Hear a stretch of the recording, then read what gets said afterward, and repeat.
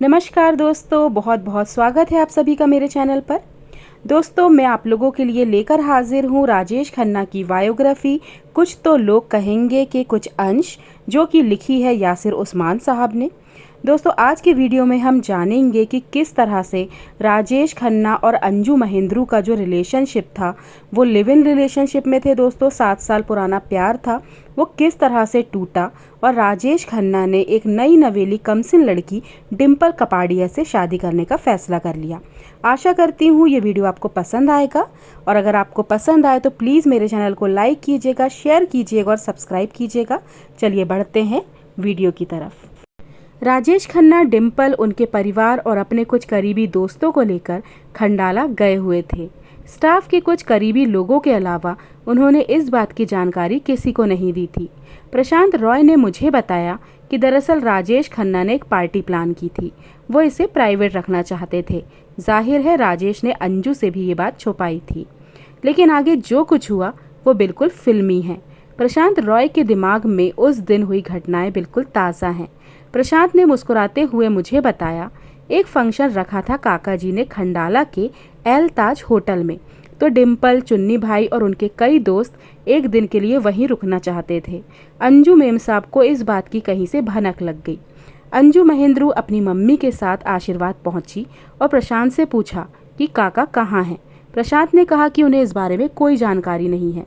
अंजू को उनकी बात पर यकीन तो नहीं हुआ, लेकिन उस वक्त वो वहाँ से चली गई। उनके जाने के बाद राजेश खन्ना के मामा के तलवार आशीर्वाद पहुंचे। प्रशांत ने उन्हें पूरी बात बताई तो वे सोच में डूब गए। प्रशांत बताते हैं कि सब कुछ बहुत जल्दी जल्दी हो रहा था। फिर दोबारा अंजू मेम साहब का फ़ोन आया। वो बोली, प्रशांत, जो कैप्रिकॉन गाड़ी है उसमें पेट्रोल भरवा कर रखना। मैंने ड्राइवर कबीर से कहकर उसमें पेट्रोल भरवा दिया। तो फिर अंजू मेम साहब आई और ये लोग गाड़ी लेकर खंडाला चले गए। मुझसे बोली कि काका जी का फ़ोन आए तो उन्हें बिल्कुल मत बताना कि मैं खंडाला आ रही हूँ। अंजू के खंडाला जाने की बात सुनकर प्रशांत और के तलवार घबरा गए। तलवार को लग रहा था कि अगर अंजू वहां पहुंच गई तो हंगामा खड़ा हो जाएगा। उन्होंने प्रशांत से कहा कि किसी भी तरह होटल एल ताज में फ़ोन कर काका को ये खबर देनी होगी। उस वक्त मोबाइल फ़ोन तो थे नहीं। मैंने कहीं से एल ताज का नंबर ढूंढकर फ़ोन मिलाया, लेकिन मैनेजर बोला कि यहाँ तो राजेश खन्ना है ही नहीं। तलवार साहब बोले कि काका ने उनसे मना किया होगा बताने के लिए। आखिरकार प्रशांत को मां की गंभीर बीमारी का बहाना बनाना पड़ा। तब कहीं जाकर होटल मैनेजर ने राजेश खन्ना को खबर दी। जब राजेश खन्ना फ़ोन पर आए तो प्रशांत ने बताया कि अंजू निकल चुकी हैं और 1-1.5 घंटे में खंडाला पहुंच जाएंगी। एल ताज में हंगामा मच गया। अगले 1 घंटे में राजेश खन्ना और उनके लोगों को एल ताज से दूसरे होटल में ट्रांसफ़र कर दिया गया। उनके फंक्शन के सारे निशान मिटा दिए गए। जाहिर है तब तक अंजू पहुंची, राजेश खन्ना वहां नहीं मिले। प्रशांत याद करते हैं, सब एल ताज से गायब हो गए। अंजू जी वापस आई तो गुस्से में थी। मुझसे बोली कि तुमने खबर दी क्या। मैं भी डर गया था, मगर मैंने कहा कि मुझे कुछ नहीं पता। फिर वो चली गई। शाम को काका जी लौटे। तलवार साहब और मैंने उन्हें पूरे दिन की घटनाएं बताई तो वो खुश होकर बोले, वेल डन प्रशांत। फिर कुछ देर तक राजेश खन्ना चुपचाप बैठे रहे, जैसे किसी गहरी सोच में डूबे हुए हों। फिर अगली बात जो उन्होंने की उसे सुनकर उनके मामा और प्रशांत दोनों चौंक गए। प्रशांत बताते हैं, के तलवार, मैं और काका जी, और कोई नहीं था कमरे में। काका जी ने हम दोनों की तरफ देखा और फिर तलवार साहब से पंजाबी में बोले, हुण तुसी डिसाइड करो डिम्पल या अंजू, मैं बाथरूम जाकर आता हूँ। उनके जाने के बाद हम दोनों ने हैरान होकर एक दूसरे की तरफ देखा और हमारे मुंह से एक साथ निकला, डिम्पल। प्रशांत के मुताबिक ये साफ जाहिर था कि राजेश खन्ना शायद मन ही मन डिम्पल से शादी करने का फैसला कर चुके थे। अंजू से अपने ब्रेकअप के बारे में बताते हुए बाद में राजेश खन्ना ने स्टार डस्ट पत्रिका की पत्रकार उमा राव को दिए इंटरव्यू में कहा था, मैं खंडाला से लौटने के बाद अंजू के पास जाना चाहता था। मैं उसे साफ तौर पर यह बताना चाहता था कि हमारे बीच अब सब कुछ खत्म हो चुका है, लेकिन मुझे मेरा ड्राइवर मिल गया। उसने मुझे बताया कि मेम साहब ने मेरे लिए एक मैसेज दिया है कि मैं उन्हें फ़ोन करने की कोशिश ना करूं। अगर मैंने उनके घर पर कदम रखने की कोशिश की तो वो चौकीदार से कहकर मुझे बाहर फिकवा देंगी। सोचिए, एक नौकर के जरिए ये सब किया गया। एक नौकर ने मुझे ये सब कहा। ये मेरे आत्मसम्मान पर बहुत बड़ी चोट थी। मैंने ये तय किया कि मैं उसके पास नहीं जाऊंगा। अब इस बात का कोई मतलब नहीं था।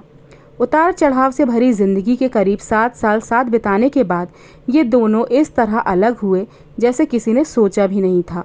कई साल बाद दिए एक इंटरव्यू में राजेश खन्ना ने कहा, कामयाबी और शोहरत कभी लोगों को करीब लाती है तो कभी उन्हें एक दूसरे से दूर कर देती है। मेरी कामयाबी की वजह से अंजू महेंद्रू मुझसे दूर चली गई। मेरी मंडली का हिस्सा बनना उन्हें मंजूर नहीं था। वो अपने अंदर सिमट कर रहने लगी और मुझसे दूर होती चली गई। दुनिया के लिए और जज्बाती तौर पर हम अलग होते गए। पीछे मुड़कर देखता हूँ तो लगता है कि गलती किसी की नहीं थी। हम दोनों में से किसी ने नहीं सोचा था कि मुझे इस तरह की कामयाबी मिलेगी। हम दोनों को पता नहीं था इसे किस तरह संभालते हैं। मेरी सफलता मेरे अंदर नई भावनाएं और नए बदलाव लेकर आई। ये सब बहुत परेशान करने वाला था। सही मायने में हम दोनों को बैठकर बात करनी चाहिए थी और अपने कन्फ्यूजन दूर करने चाहिए थे। हमने ऐसा नहीं किया। अंजू से ब्रेकअप के बाद राजेश खन्ना ने ज़्यादा इंतज़ार नहीं किया। कुछ ही दिन बाद मुंबई के जुहू के समुंदर किनारे आधी रात के वक्त राजेश खन्ना और डिम्पल एक रोमांटिक वॉक पर निकले और अचानक डिम्पल कपाड़िया को शादी के लिए प्रपोज कर दिया। शायद डिम्पल को खुद भी ये अंदाज़ा नहीं था कि सुपरस्टार राजेश खन्ना इस जल्दबाजी में शादी का प्रस्ताव रख देंगे। अपनी पहली फिल्म के हीरो ऋषि कपूर के साथ भी डिम्पल के रिश्ते की खबरें इंडस्ट्री में बहुत फैली हुई थी। इन खबरों के मुताबिक ऋषि कपूर डिम्पल के साथ अपने रिश्ते को लेकर बेहद सीरियस थे। वरिष्ठ फिल्म पत्रकार भारती एस प्रधान कहती हैं, राजेश खन्ना 15 साल की डिम्पल को जुहू में समुंदर किनारे ले गए और बड़े नाटकीय अंदाज में उन्हें प्रपोज कर दिया। इसके बाद उन्होंने ऋषि कपूर की दी हुई अंगूठी समंदर में फेंक दी। बचपन से डिम्पल जिस सुपरस्टार की फैन थी, वो शख्स जिसे अपना बनाने की चाहत देश की हर लड़की रखती थी, वो उनसे शादी करना चाहता था, जल्द से जल्द। शायद यही वजह रही होगी कि डिम्पल ने राजेश खन्ना से शादी के लिए हाँ कर दी। दोस्तों, इस कहानी को यहीं पर विराम लगाते हैं। उम्मीद करती हूँ आपको ये कहानियाँ बहुत दिलचस्प लग रही होंगी और राजेश खन्ना जी के फ़ैन तो इसे बहुत ध्यान लगाकर सुन रहे होंगे। फिर मिलूंगी आपसे अगले वीडियो में। तब तक के लिए नमस्कार।